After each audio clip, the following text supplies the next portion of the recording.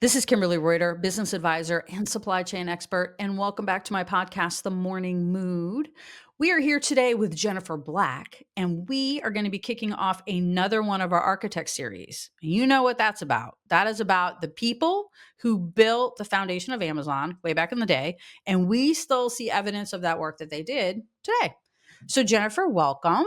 How are you? So, tell us a little bit about yourself before we get kicked off. So, you and I met back in 2008 when you came to work at Amazon. But what were you doing before that, and what are you doing now? Cool. So before that, I had made my way through like supply chain and trade compliance as not only as a desk level import manager, so processing ocean, air, truck, all of the import things, but then also as a trade compliance manager, I sort of worked my way through different companies.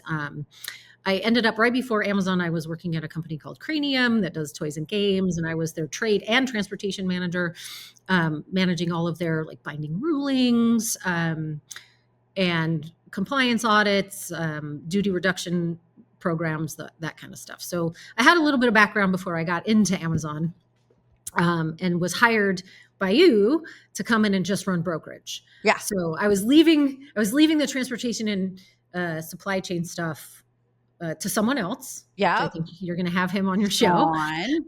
Yes, Sean. We're going to drag him on here.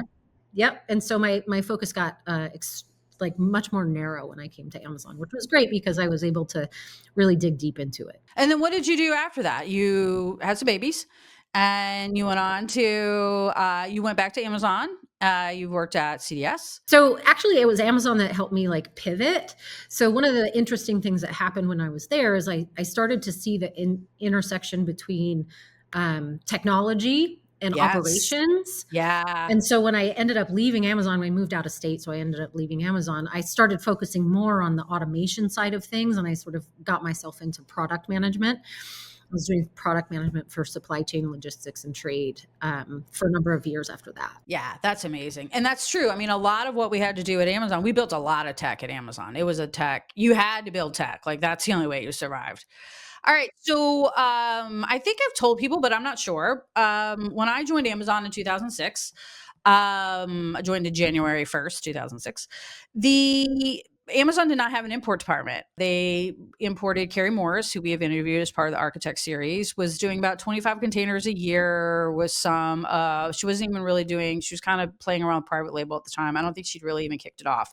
So there was very minimal sort of imports, and we didn't have an import department. It was about, less than 20 containers, 25 containers a year. And it was, they had a broker who took care of everything, and that was it. And then the Christmas of 2006, December 16th to be exact, of 2006 will be forever etched in my mind. The toy department at some point had decided to do direct imports without telling anyone. And all of the original bills of lading had been thrown away by the accounting department because they didn't know what they were. And of course, I'm over here happily building Amazon Global. I don't have anything to do with brokerage or importing at this time because that is not my remit. I am here to build this export program. But unfortunately, I was the only person in the company who actually knew anything about imports besides Mike McKenna.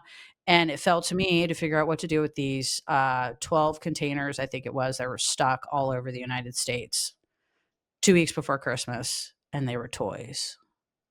To say hair on fire is an understatement. Like if you could have your ass and your hair on fire at the same time, that was what was going on. So out of that, Jennifer, we got approval to build an import department. And we tried for about a year. 2007, we started recruiting.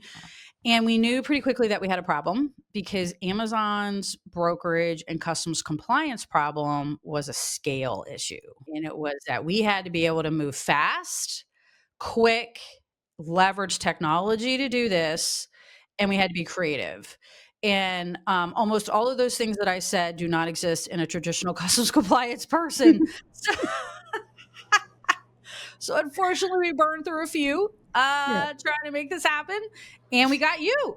And I remember when I interviewed you, it was the fact that you could think different about it. You were able to do trends and patterns and come up with like, how do we solve a big scale problem when you came in? So tell me a little bit about what you thought was going on when all this happened. Oh, so I do remember that interview. I remember it as clear as yesterday. We were sitting in a conference room and you were like, we have this problem with books. Oh, I yes. remember. Oh, And that was the I first was issue, like, yeah. this, I mean, you were testing the waters, which is totally legit. And you're like, so we have this problem with books. We're importing books. We're air freighting books in, first of To all. this day. You know that still happens to this day? I still don't fucking get it, but anyway. So we were importing books. But the real problem is that we were spending $1 million in brokerage a year to do it. To classify just the books. It was just the books. That didn't even there wasn't even any of the other products that was coming in. Yeah. And the reason that that's so incredible and the reason that you're like saying it's for books is because books are duty free and they're low margin, right? So you're importing a book for $4 and then you're selling it for 7, but you're spending 15 on the customs process. Like, what are we doing? And remember, they were sitting at the airport for like 10 or 15 days for us to get all the information to classify them because the way the paperwork was done, we couldn't figure it out. So not only we were paying this jacked up money for the classification services, we were also paying for storage. Yeah. On air While freight. at Like, that, what? on fucking air freight. Like that, I remember the person who was running air freight at the time, I'm not gonna say his name because he's a friend of mine, and he was doing the best he can, but I don't wanna embarrass him. But I remember going to him and going, "Dude, here's the math on this. Like, put it on a ship. Like, it'll actually get here faster." Yeah. And we'll have all this time to do We'll this have all this time to bullshit figure out what the hell it classification. is. Yeah, Yeah. no. So that was the issue, and we were paying $1 million. Okay, go ahead. So when I came in, this was when I was interviewing, this was the problem that you gave me, and it was immediately on my plate when I walked in the door. You're like, okay, solve the problem, and I was like, can do.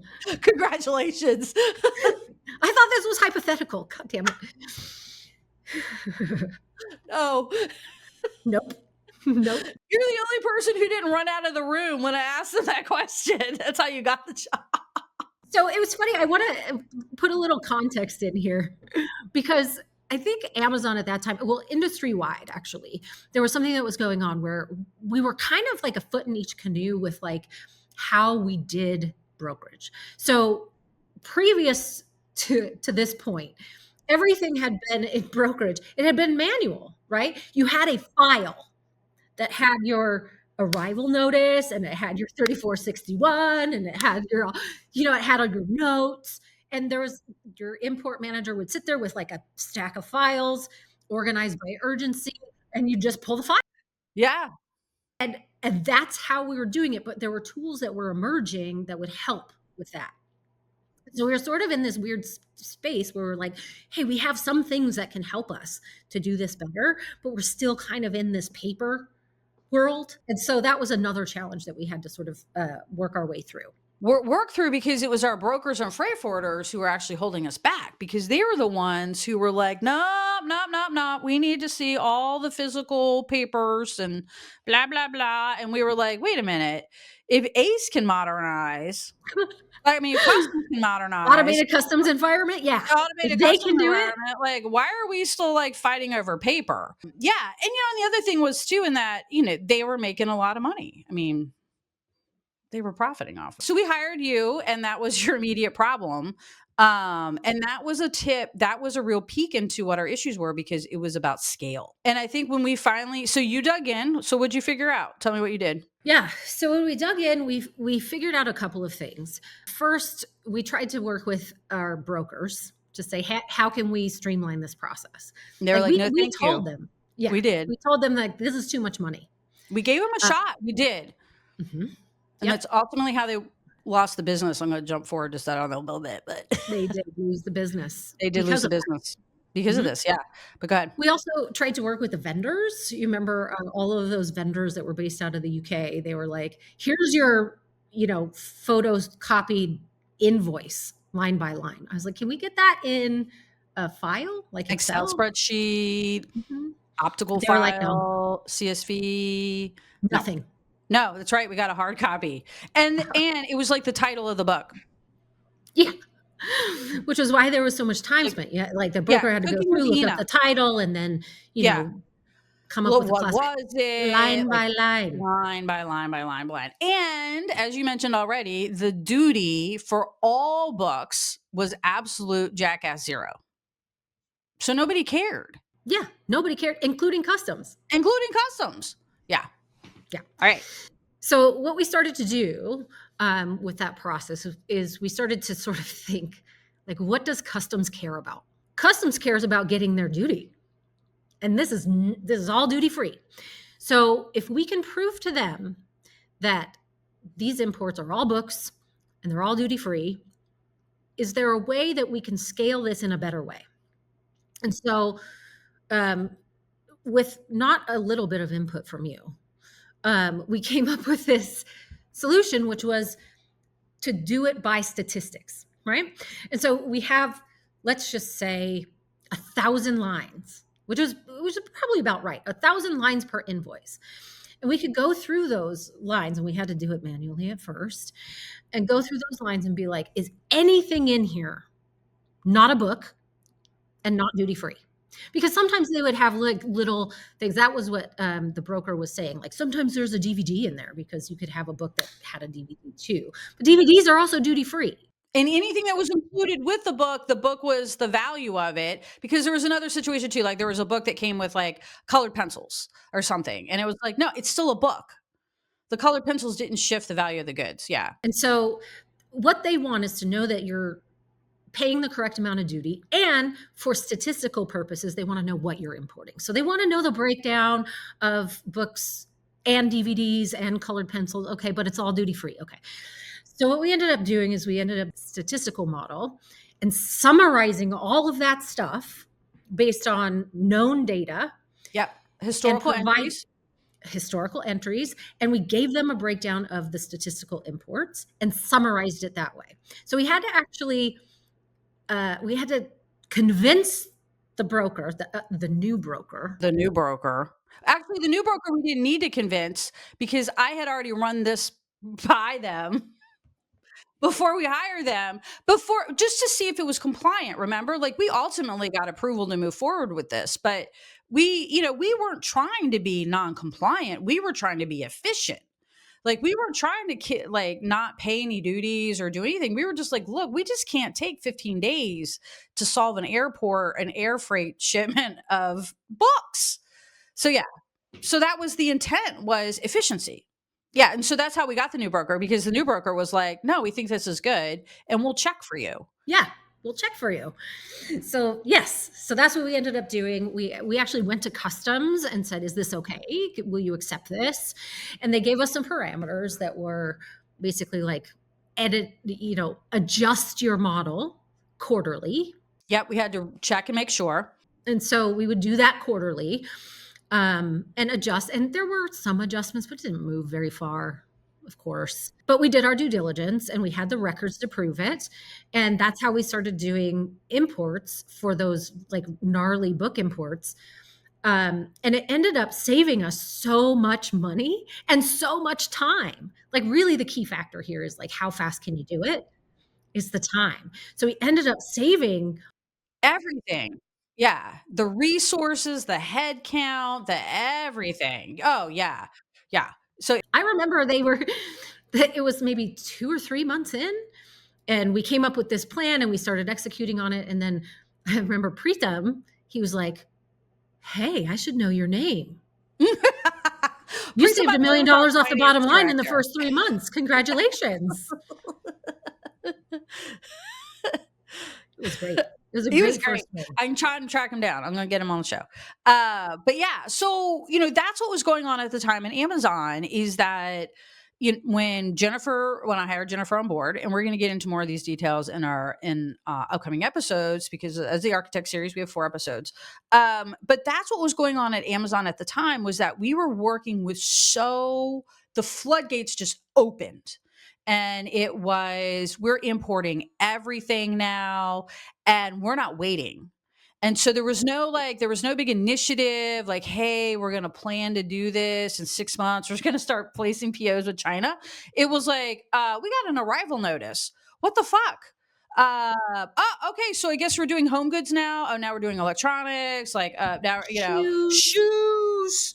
Oh my God, the shoes, our first shoe shipments were geese and rice. Snakeskin, y'all. Snakeskin. Come alligator on. skin, Alligator whatever kind of skin. skin. They was like they just got skin happy. I was like, what? It was like an exotic shipment. And again, it was one of those things like things were showing up, and it was like we had an arrival notice for a shipment of shoes. We didn't have like notice. There was no plan. There was just we're running real fast, and we got a taste of this import thing, and everybody's doing it. There was no process. There wasn't even a process when you joined, and I had probably been at it for a year and a half, but it took us that long to come up with a process that worked. Mhm. It's actually scalable. And Sean was there before you. Sean had was already there, and he was already working on the ocean freight stuff. He was already trying to keep that streamline that piece of it, but the brokerage piece was massive, and it was tightly controlled, or tightly not controlled, but it was we were linking it or starting to link it together with the export program because we were like classify once, right? Yes. Problem that we had there though was, and I don't know if you remember this, you probably do. The amount of ASINs that got created on a daily basis was something like a million. It was like this incredible pipeline of new products that they were like, here's what we're adding to the catalog. And we were like, what? And there's just me. Yeah, and you have 24 hours. Like we're like, yeah, we expect like massive rounds of turnaround. We don't want any delays. Everything was 100% pre-cleared. We had every other government agency available, involved, every single one of them. I can't think of one we didn't work with. ATF, we even worked with ATF. We had some ATF stuff. We did not know we had ATF stuff until we had ATF stuff. We didn't know until someone started poking around and we're like, whoops. So much pornography. That's the other thing that Andrew and I were talking about. Like so much pornography. And never in my life did I ever imagine that I would be so immersed in that. Oh, Even remember just when they started selling personal devices? yeah, yeah. That was Oh, fun. I and was the like, great. importing. Now but I the got to get real familiar with this. the best part of all that though was not the it was what do you do when they return it? Like that was the Mm, not a problem. Someone that was else's problem. I got was it in. You do what you want with it.